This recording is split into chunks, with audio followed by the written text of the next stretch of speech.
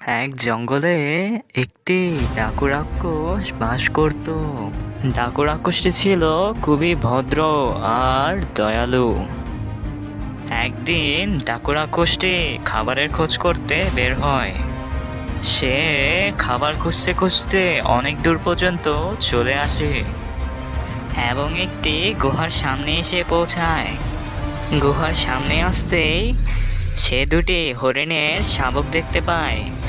তখন সে বলল, আরে, হরিণের বাচ্চাগুলো তো গুহা থেকে বেরিয়ে পড়েছে।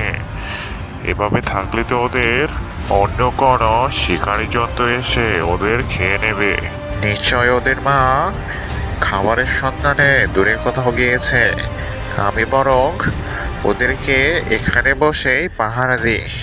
ডাকু রাক্ষস দুপুর পর্যন্ত হরিণের বাচ্চাদের পাহারা দিল এবং তাদের কোনোই ক্ষতি করলো না।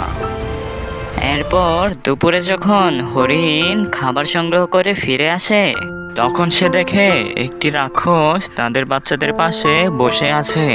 এটা দেখে হরিণ কিছুটা ঘাবড়ে গেলেও পরে সে খেয়াল করে দেখলো তার বাচ্চারা রাক্ষসের সামনে ঘোরাফেরা করলেও রাক্ষসটি তার বাচ্চাদের কোনোই ক্ষতি করছে না। এইসব থেকে হরিণটি ভয় না পেয়ে রাক্ষসের সামনে গেল। খরগোশটি ডাকু রাক্ষসের সাথে কথাবার্তা বলল। এরপর থেকে তারা দুজনেই খুবই ভালো বন্ধু হয়ে গেল। এরপর থেকে তারা দুজনে একসাথে থাকতো। আড়াল থেকে এইসব একটি ডাইনি দেখতে থাকে। আরে বাহ, হরিণের বাচ্চাগুলো তো খুবই মোটা তাজা। আমার তো দেখেই জিভে জল চলে আসছে। কিন্তু তার আগে ডাকু রাক্ষসের সাথে বন্ধুত্ব করতে হবে। রাক্ষসটি অন্য প্রাণীদের শিকার করলেও হরিণের বাচ্চাদের কোনোই ক্ষতি করতো না। ডাকু রাক্ষস, আই লাভ ইউ, আমি তোমাকে ভালোবাসি। আরে বাহ, এভাবে তো কেউ আমাকে কোনোদিন বলেনি। আমিও তোমাকে ভালোবাসি। এভাবে ডাইনিটি রাক্ষসের সাথে ছলনা করে বন্ধুত্ব করে নেয়। দিন হরিণ যখন বাসায় থাকে না, তখন ডাইনিটি এসে তার একটি বাচ্চাকে তুলে নিয়ে যায়।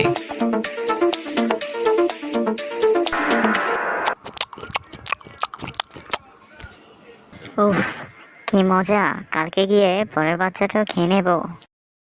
পরে হরিণ গিয়ে রাক্ষসকে সব কথা বলে দেয়। বন্ধু, আমার বাচ্চাটাকে কে যেন চুরি করে খেয়ে নিয়েছে। এইসব তুমি কি বলো? আমি থাকার পরেও এটা কিভাবে হয়? আজকে আমি তোমার বাচ্চাদের পাহারা দেব। দেখি কার এত বড় সাহস। পরের দিন ডাকু রাক্ষস একটি গাছের ওপর থেকে হরিণের বাচ্চাদের পাহারা দিতে থাকে।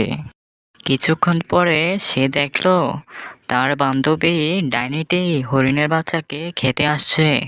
তখন ডাকু রাক্ষস গাছের আড়াল থেকে বেরিয়ে তার বান্ধবী ডাইনিকে পিটাতে থাকে।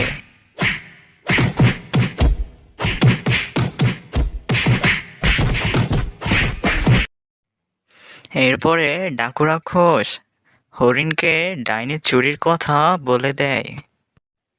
এই গল্প থেকে আমরা এই শিক্ষাই পাই যে যখন কেউ আমাদের বন্ধু হয় আর ওর চরিত্র খারাপ হয়, তখন আমাদের তার উপর চোখ বন্ধ করে বিশ্বাস করা উচিত নয়। ভালো বন্ধুত্ব হওয়ার পরেও মাঝে মাঝে তার চরিত্রের পরীক্ষা নেওয়া উচিত। যে কোনো মুহূর্তে সে আমাদের ক্ষতি করতে পারে, তাই এ ব্যাপারে সচেতন থাকতে হবে।